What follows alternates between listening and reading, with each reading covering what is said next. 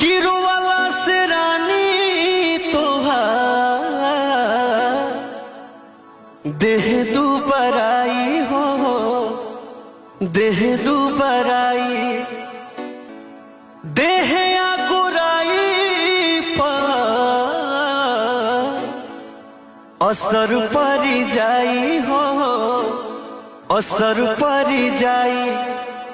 मन लगा लिह देवरू से बात करके, कुछ मजाक करके, कुछ मजाक करके।